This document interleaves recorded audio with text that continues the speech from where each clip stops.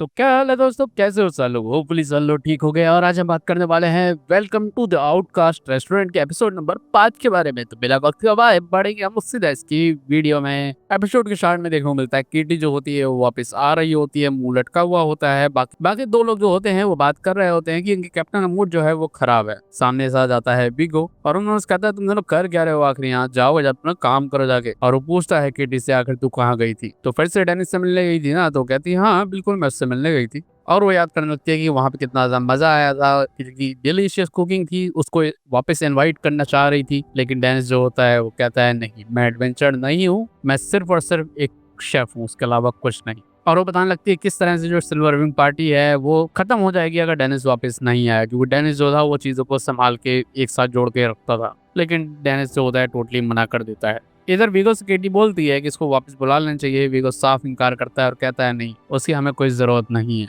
देखने को ये मिलता है अब डेनिस के रेस्टोरेंट में भीड़ पूरी लगी होती है, बहुत सारे लोग होते हैं, जल्दी जल्दी खाना बना रहा होता है। वहाँ पे एडलियर भी मेहनत से काम कर रही होती है और सारी चीजें अच्छे से हो रही होती हैं। सब लोग एंजॉय कर रहे होते हैं और एडलियर एंजॉय करने लगती है सारी चीजें। बेचल जो होती है वो भी अब यहाँ पे मदद कर रही होती है और पता चलता है कि बेचल जो है यहाँ पे हेल्प करने वाली है और रहने वाली है इस रेस्टोरेंट में। फिर ये लोग खाना वाना खाते हैं, इन लोग आगे बहुत मजा आ रहा होता है। हेनरिट जो होती है वो तारीफ कर रही होती है ये श्रिम्प्स की।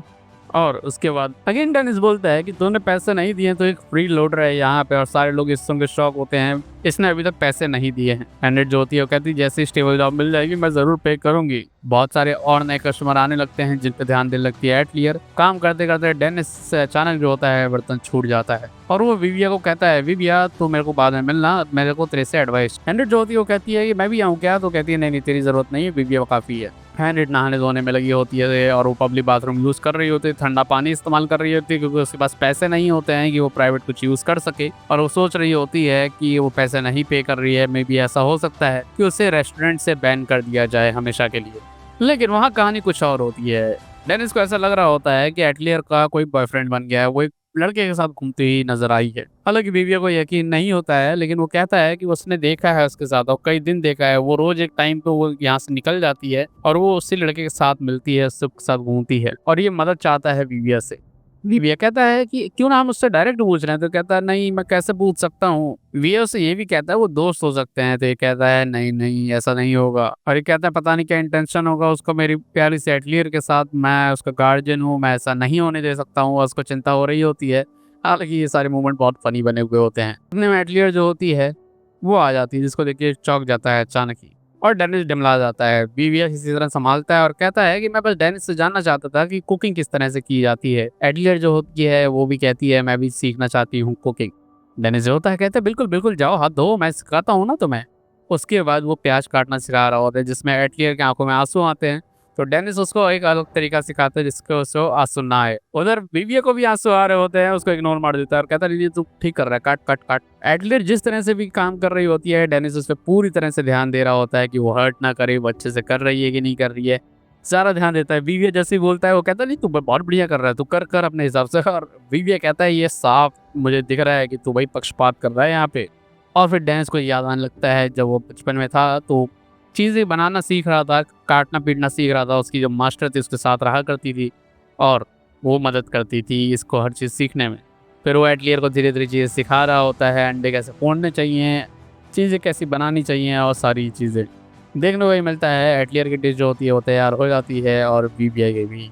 एकदम से घंटी बजती है और देखने को ही मिलता है एटलियर तुरंत निकल जाती है और कहती है मैं बाहर जा रही हूँ काम से। अब बीविया को भी लगता है क्या सच में ऐसा है। उतने में बेचल जो होती है वो आ जाती है और वहाँ पे 2 बाल खाना पड़ा होता है। तुरंत डेनिस जो होता है वो कहता है वहाँ खाने रखे हुए हैं तो जल्दी से खा लेना बेचल। और एक लिस्ट देता है और लिस्ट देकर कहता है कि ये सारा सामान तुझे लेके आना है। सामान जो होता है बहुत ज्यादा होता है। उतने में हेनरिट आ गई हो। हेनरिट से कहता है कि हेनरिट तू जा, तू बेचल की मदद करना और काम उसके साथ करवा देना। और वहाँ 2 बाउल हैं तो 1 बाउल खा सकती है। और विविया को उठाता है और लेके यहाँ से भाग जाता है। फिर एटलियर के पीछे करे जाते हैं। एटलियर जो होती है वहाँ कुछ चीज़ लोगों से पूछ रही होती है और ये नजर रख रहे होते हैं। विविया कहता है ये बिल्कुल स्टॉलकर वाली चीज है, तू ये किस तरह की हरकत कर रहा है। ये कहता है मैं गार्जियन है उसका, मुझे ध्यान देना उसका फर्ज है। उतने में वो बच्चा आता है, विविया का सर उठाकर उसको दिखाता है कि ये देख वो है लड़का। उसके बाद ये लोग पहुंच जाते हैं एक शॉप के अंदर और ये ज्वेलरी वाली शॉप होती है। और ये सोच रहा होता है कि क्या मैरिज प्रपोजल है, बहुत जल्दी है इसके लिए, और ये एकदम परेशान हो जाता है। बीवी कहता है कि मुझे लगता है कि मुझे आइडिया है, हालांकि वो बोलना अभी नहीं चाह रहा होता है। उधर देखने को मिलता है हंड्रेड जो होती है वो सैड बैठी होती है, बेचल उसके पास आती है और कहती है क्या बात है, क्यों परेशान है तू। और उसके बाद कहने लगती है कि मुझे लगता है कि मुझे जल्दी से पे कर देना चाहिए बॉस को, वरना वो मेरे को हेट करेंगे और मुझे बैन कर देंगे यहाँ से। बेचल कहती है कि तू थोड़े बहुत तो काम कर रही है ना, तो आखिर तेरे पैसे जा कहाँ रहे हैं। तो ये कहती है कि भाई रहना भी है, फिर ये जो मेरे वेपन्स है उसका भी ध्यान रखना होता है, मेरे को आर्मर का भी करना होता है, और जितनी बार मैं जाती हूँ वहाँ डंजन में उतना ही ज़्यादा मैं हर्ट हो जाती हूँ और भी चीज़ें ख़राब होती हैं, तो उनको भी रिपेयर करने का कॉस्ट आता है। और मुझे नहीं पता है कि आखिर मैं क्या करूं कि मेरे पास पैसे बढ़ें। बेचल मुस्कुराती है और कहती है तू चिंता मत कर, तू कुछ ना कुछ अच्छा कर ही लेगी। वो खुश हो जाती है इस बात से, उसके गले लगाती है। और उधर में कुछ लोग जो होते हैं फुसफुसा रहे होते हैं कि जो कैप्टन है नाइट मिस्ट्रू का, उसकी लड़ाई हो गई थी वो रेस्टोरेंट के ओनर से। वो जो उनका मैनेजर है वो सिल्वर विंग का मेंबर है और उन्होंने मारा था भाई बहुत बुरी तरह से उस कैप्टन को। बस ये है कि उनके रेस्टोरेंट के साथ कोई खराब चीज़ ना हो। फिर विविया जो होता है वो बोरो करके लेके आता है मेगाफोन एक स्टोर से, ताकि वो इन लोगों की वार्तालाप सुन सके। वो लगा के सुन रहे होते हैं, उतने में देखने को ये मिलता है थोड़ी बहुत आवाज़ें आ रही होती हैं जिससे और ज़्यादा पैनिक हो रहा होता है। वहाँ पे डेनिस एकदम से एक चोर आता है, एक औरत के हाथों से लेता है बैग और उसको छीन के भाग जाता है। अब विविया और डेनिस जो होते हैं वो देखने जाते हैं और वो उस चोर को पकड़ने के लिए सोच रहे होते हैं और दौड़ाने लगते हैं चोर को। चोर जो होता है वो विंड मैजिक का इस्तेमाल कर रहा होता है जो कि बहुत ज़्यादा फास्ट होता है। ये दोनों उसका पीछा कर रहे होते हैं और उस चोर को कैच करने की कोशिश करते हैं, लेकिन वो चोर बहुत फास्ट होता है विंड मैजिक की वजह से। विविया जो होता है पाम का इस्तेमाल करता है जंप करवाने के लिए। डेनिस जो होता है जंप करके पीछा कर रहा होता है किसी तरह, और वो अपने नॉर्मल पैरों के दम पे भाग रहा होता है, लेकिन अगला इंसान जो होता है विंड मैजिक का इस्तेमाल कर रहा होता है किसी तरह।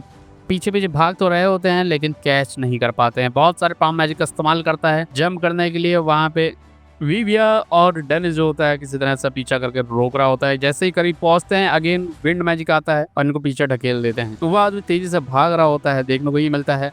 दूर से ही बिचेल और हंड्रेड जो होते हैं वो देख लेते हैं डेनिस को। डेनिस आवाज देता है कि भाई वो चोर है, उसको पकड़ो। और हंड्रेड जो होती है अपनी तलवार निकालती है, जंप करती है, अपना चैंक करती है, ऑयल की झटके में मारती है और चोर को मार के नीचे गिरा देती है।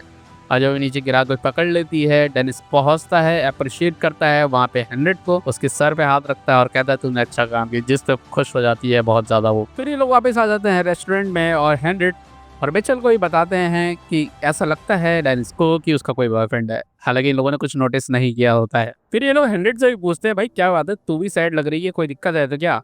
बेचल जो होती है वो बताने लगती है कि हंड्रेड को ऐसा लग रहा था कि उसे बैन कर दिया जाएगा इस जगह से क्योंकि वो पैसे नहीं पे कर रही है। जिस पे डेनिस हंसता है और कहता है नहीं नहीं, तुझे कभी बैन नहीं किया जा सकता है क्योंकि तू खाना एंजॉय करती है, मगर इसका मतलब ये नहीं है कि तू पैसा नहीं पे करेगी। और वो हंसने लगते हैं। फिर देखने को मिलता है तब तक एटलियर जो होती है वो वापस आ जाती है। अपने छोटे छोटे कदमों से वो आगे बढ़ती हुई डेनिस की तरफ आती है और उसके सामने खड़ी होती है, उसको एक बैग देती है और कहती है ये आपके लिए प्रेजेंट है। वो बॉक्स निकालता है और खोलता है, देखने को ही मिलता है हाथ का एक कड़ा होता है उसमें, जो कि उसकी आंखों का कलर होता है वो एटलियर ने पसंद किया होता है।